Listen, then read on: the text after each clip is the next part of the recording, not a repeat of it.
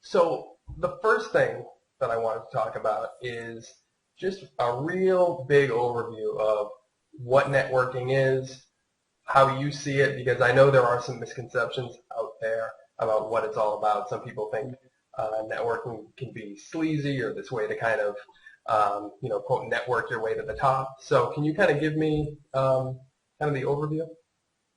Well, my thought on it is first that yes, networking can be sleazy. I usually compare it to a sterling silver pen or any object that's sterling silver. If you look at that sterling silver object, if it's been around for a while and hasn't been polished, it's going to be tarnished. If that's how you are introduced to it, that's how you're going to know it as tarnished. If you see it when it's nice and it's shiny, you can get your reflection in there. That's how you're going to see it. Networking is not much different. Some people have a misconception or they've had a certain experience with networking because that's the experience they've had. It wasn't as pleasant as it could be. So I ask people be patient and know that not everyone is good at it. So you can't just take the experience you've had with a certain person and label it networking. As far as a definition, I like to take networking and throw a hyphen right after the net. So it's networking, and it's the understanding of physically having a net that you have to put to work in order to get things done. Pretend that you're standing in front of an ocean and you're hungry, and each of those squares in that net represents someone who knows you and that you know as well. That's part of your network, if you will. Now, that can sound very one-sided. Hey, I'm hungry. I'm going to use these people in my net in order to get some fish. But that's not the end of it. The thing to understand is that you are also part of someone else's net. So you have to be ready, willing, and in fact volunteering to help.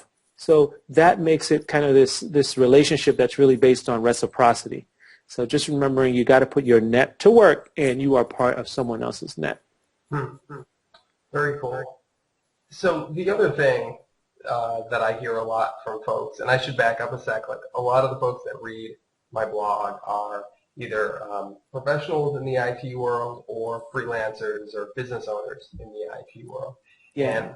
And I think a lot of people, of the people that appreciate the power of networking, the thing that I hear a lot is, I should be spending more time networking, but it takes a lot of time. Right? I don't have enough time to go to events. I've got a job, I've got a family, I've got whatever. Right. Any thoughts for kind of the busy professional, how they can leverage their time effectively and be an effective networker? Yeah, there's a couple of things that come to mind. One is understanding networking, and there's two parts to it. One is there's kind of like this maintenance of people you already know, and then there's this trying to put new people into your group, if you will. So those two things can be treated, separate. One is about making sure you maintain the relationships that you already have, and the other one is saying, hey, I want to get some new people in my life. As a busy professional, the first thing that honestly comes to mind is if you're not networking, then what are you doing? Because it may feel, I'm really taking care of the work that is at hand. My head is down. I'm busy. But what happens if that work goes away?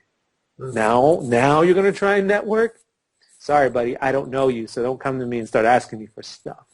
It's that important, understanding that you have to start building the relationship. You have to have those touch points, as many as possible, before you need to ask for anything.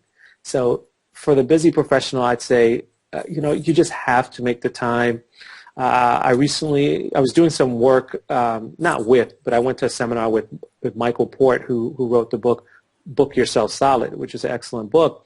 And he has a really good section on networking that I would suggest. He has networking and then direct outreach that I would suggest that people read, because he really talks about taking a small amount of time, setting up a group of 20 people that you don't know yet, but you want to know, and then just reaching out to one of them every day just to give a sense of share some admiration with them. Hey, I really like what you're doing, or this thing that I saw I thought was really cool. Just doing that. So those are the people you don't know but you want to know.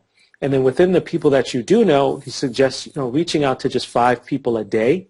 Really good tool for that is called Contactually. It's an excellent tool that it almost makes it like a game because it shows you these charts of how many people you're supposed to connect with during the week. You could put people in different buckets, set up how often you want their names to come up. But just doing 5 people every day, he talks about connecting 2 people together who don't know each other in your network. Mm-hmm. He talks about sharing an article, making sure that you're sharing different information with different people, making sure you're sharing some compassion with people.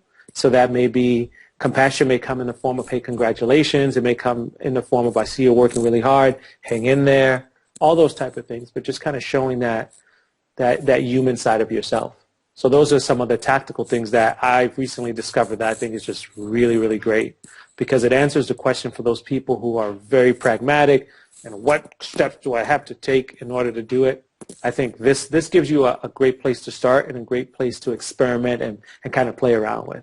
Yeah, it's funny that you mentioned the second thing of kind of having almost that automation in place to give yourself sort of that task list every day of who to be reaching out to. I know it was last year when I went out on my own, I had coffee with through networking, had coffee with a consultant who owns his own business, and he's been doing it for a few years, and that was he was like his big thing to me was get a CRM system, contact customer relationship management system, and he's like just be putting the information in there and just be reaching out to people, and he's like like you said, it's not going to happen overnight, but over time it is something that will pay off.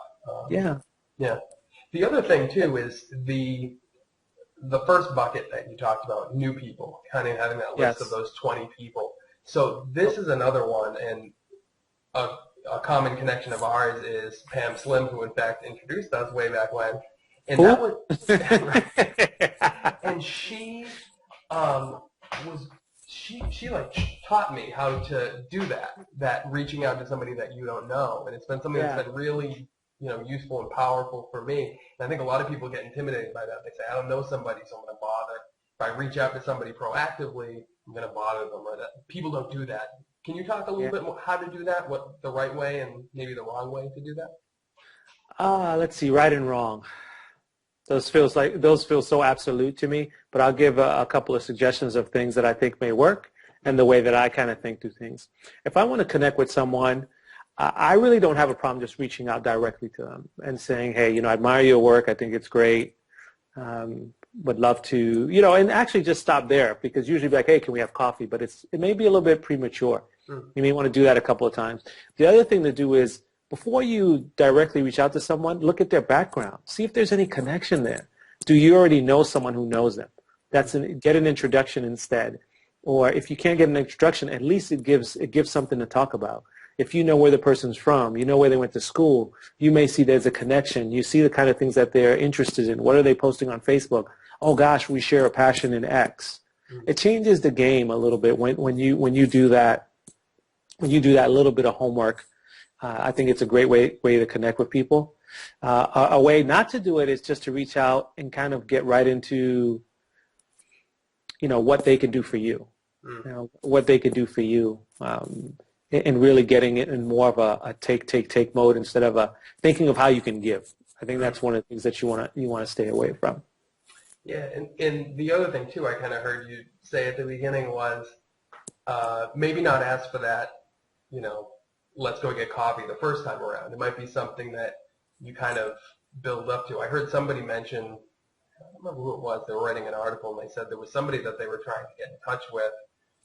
Somebody new, and it was literally like every 2-3 weeks for a few months they sort of started with hey, I read your book and it was cool. Done. That was the first email. A month later it was, hey, I saw this article that kind of plays on your book a little bit, check it out. And it was sort of this building where the person gained credibility, and they did it by reaching out consistently and adding value immediately, not asking, but adding. Yeah, I think that's awesome. Yeah. Cool. So one other piece that I'm hearing is you were talking about you've got to be reaching out to people before you need help, right? If you're Yeah. looking for a job, not the time to be like warming up your network or introducing Yes. yourself. So the other thing I hear people saying is there are so many choices out there in terms of events, in terms of conferences, in terms of people. Like let's say I'm a IT project manager, Okay. right? Yeah. Let's just say, how would you? What are some good ways that somebody can kind of figure out what are the good events out there that are worth going to, and what are the ones that maybe you can skip? You can skip, right? There's a couple of things. If you're not, there's a couple of things you can do. One, they're like calendars. There are people who put out calendars. For example, Joseline Manet from BostonTweetup.com. He puts out a calendar. It's very specific for events that have a social bent to it. They have a hashtag, those type of things. So you can almost trust what someone else is doing. That's one way to do it. To say, okay, I trust these people. Two is you got to go out and experiment yourself. Because you go to an event doesn't mean you got to go back to it again. So you kind of get a vibe for it. Maybe go once, go twice. Okay, this is not the one for me. You can kind of do it that way. The other thing to look at is what are you interested in? Forget this like whole business and IT business. What do you enjoy doing? Go to meetups. Start connecting with people on a different level, and then watch how, because now you're building a relationship based on an interest, not on a profession. So we both like fly fishing. Oh, great. We both like hiking. Great. You have that. Hey, why don't we go for a hike sometime? Why don't we go fishing sometime? Now you're building relationships with people who could potentially be of assistance to you, and it's based on something that's very genuine, something that you are potentially passionate about. So more meetups. Yeah, very cool. And I don't work for Meetup.com. So. So the last thing I want to talk about is we talked last week or the week before about your experience at SMMW. Yes. You were the ambassador for SSMW. And the thing that I thought was, you told me a bunch of stuff that you did. The thing that I thought was amazing was that morning walking event that you did. You kind of organized people, kind of open invitation to people at the conference to take a walk together in the morning. Low stress environment, get some fresh air, meet some new people. And I thought that was amazing because I think a lot of people's past experiences or perceptions of what conference is all about really fly in the face of that. They're very, stodgy. They're very, very professional focused. There is a lot of that networking, sort of bad networking that we talked about. And talk a little bit more about, number one, your thinking in terms of setting that up. And number two, let's say somebody is going to a conference. And let's say there is not a Mike Ambassador Bruny that's there organizing something. That what can somebody do to sort of make it a good experience for themselves? All right. So starting with just kind of what I was thinking and how that all came about, it's actually the second time that I've done that. So I love to experiment, and I love experimenting with kind of human relationship. That's why I'm in this networking game. I love watching how people interact with each other, what stimulates them, what turns them away, and then asking them questions about that. Hey, I noticed X, Y, and Z. So I actually tried this for the first time at Pam Slim's event, so Power Boost Live in Arizona. And we took a walk, and it was interesting because we got lost, and it was all part of the adventure because we were lost together. And the first thing I noticed is that you start off with a mob. You're walking in this mob, and slowly people start to form into pairs. I said, and it happened both days the same exact way. So I started to watch that, and then afterwards I asked them for a little testimonial, did a video, and I saw how much people enjoyed this. Like, oh, there's something brilliant about this, being able to connect. It's fresh air. We're relaxed. So I decided to do it again. A lot of the credit here goes to social media marketing world. And here's why. Because A, they had me on board as a conference networking ambassador. So I proposed that, and they were willing to take that on. They promoted everything I was doing. You can go to a conference and try and do something, and the people are like, well, that's just some weird dude trying to do something. Social Media Examiner was 1,000% behind everything I was doing. When you went to lunch, when you went to lunch, you went to main session, there's my face. Hey, you need anything? See this guy. I was part of the kind of the slides that were scrolling. And they were really committed to it. They were really committed to networking. They were really committed to helping people build relationships. And that is why I was attracted to them.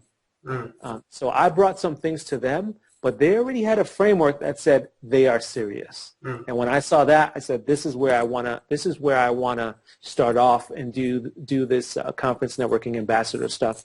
And I think the people were really pleased with it. So what I hear from that too is extending that to our kind of example professional who's going to a conference is it's not just making the best experience of whatever conference you're at, but again, sort of picking that conference where it has that right vibe, it has that right similar values to your own values. It has things that it's not only, hey, I'm a project manager, I'm going to the project management conference. It's got the right vibe. It's got things that you're interested in, people you're interested in. I think it makes that outreach and that connection much more easy, much more genuine. Yes, that's definitely true. And the other part of that, though, as a person who wants to do it, if someone wants to do something, this is what I say. One, figure out something you're going to do anyway. Be prepared to do it by yourself. That's the number one rule. Be prepared to do it by yourself. Put out the invitation. If no one shows up, I was going for a walk anyway. I was going to do yoga anyway. I was going to meditate anyway. Whatever it is, be prepared to do it on your own. Because the fear I think people are going to have is that, well, what if I get rejected, no one shows up? So what? You're going to do it anyway. Have fun. Know that exists. So allow yourself to extend beyond that. You got to reach out to people before the event. You got to be on, if the event is social, you got to be on the LinkedIn, the Facebook page. Let people know. Find out who are the people who are interested in going, and make it fun. You have to make it fun. I consider myself a brand. You have to represent the brand and have fun with it, and let people know. I'm out there tweeting. It's like 4 a.m. in the morning. I'm tweeting, hey, hope you guys are ready. Hey, it's okay if you're. There's nothing better for a hangover than walking at 6 a.m. in the morning. Have fun. Invite people the night before. So it's a little bit of putting yourself out there, but be prepared to do it by yourself. With or without anyone. Just keep at it. Yeah, and I hear that, don't be afraid of, quote, failure, just sort of do your thing and have fun. And And the other thing, too, that reminds me of, and I know, when I've gone to conferences in the past, I say, the conference begins when I, walk in the door on day one, but I've heard you talk about and read, some of your writing about it's this whole process of connection you make before the conference itself, and then the follow-up after. Do you want to kind of talk about that a little bit? Well, pretty much it's the hashtags to handshakes process. It's the whole understanding that, you start with focus. Be clear on what your goals are. Pretend there is no conference, because that will help you to align everything else, what sessions you're going to choose, all those things. So you have your focus. Next is connecting with people beforehand. You want to make sure that you are reaching out beforehand. That's leveraging Twitter, Facebook, all the online tools that are available. What was that? The conference doesn't have any of those things? Reach out to the organizer and suggest the hashtag.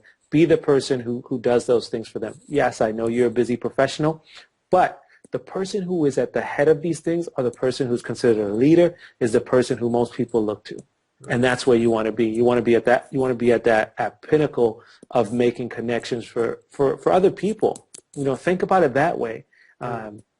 So then you have at the actual event is just making sure that you show up and do the things you have to do there, and then follow up and making sure that you create some kind of a system that allows you to do it. Once again, busy professional, the stuff we talked about earlier I think will be very helpful. Make sure within 24 hours, if you can, just giving you something to play with, you reach out to the people you met. And then 24 days later, really a month, reach out to them again, just saying, checking in to see how you were. Because everyone can follow up that first time, but not everyone will the second time. And that is what's going to separate you. When all you're saying is just checking in, we met at the conference a month ago, wanted to see how things have been going since we last connected. So you would say that the first one right after, and then another one a month later and just say two lines, 3 lines. Hey, Yeah, that's it. Great That's it. chatting with you at the conference. Very cool. Yeah, and if if you have information that you've jotted down and you remember about this specific individual, which I would suggest you do on the back of their card and then put in your CRM tool, then you mention it. Yeah. Hey, I know you were working on X, Y, and Z. Just checking to see how that's going for you. Yeah, I think. No, I was going to say, I think, and this is something else that I learned from Pam, is just these little, I don't even want to call them etiquette things, but just the real tactical stuff of like, yeah, it's okay to follow up the day after. It's okay to follow up a month later. It's okay to do this.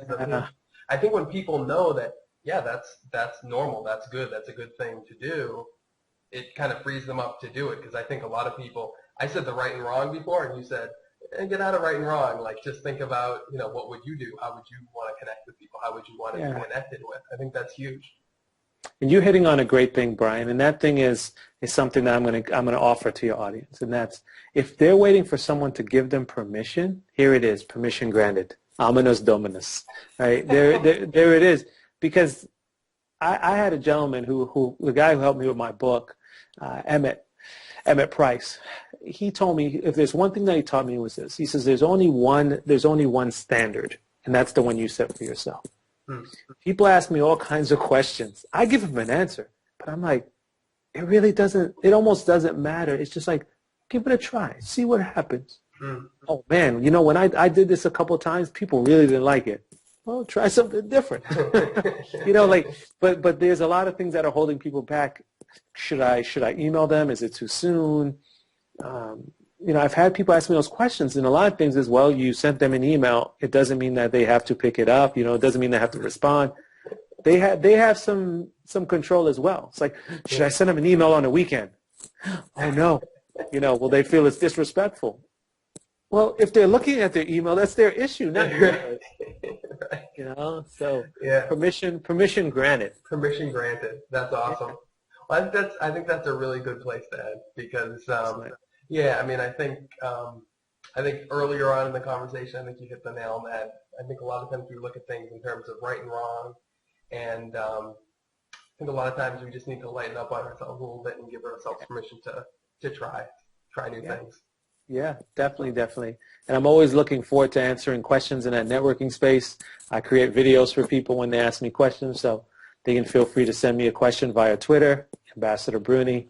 You can send me an email, ambassadorbruny@gmail.com. Leave it on my website, thenewartofconferencenetworking.com. Whatever the needs are, I'll be publishing soon my bat phone. I'm just considering when I should put it out. But if people are at conferences, they feel stuck, I have a special number that they can call, my Google phone, and just help them out. Very cool. Yeah, and I'll include all your info below this post so people will know where to get in touch with you. Excellent. Thank you so much, Brian. All right, man. Great talking. Likewise.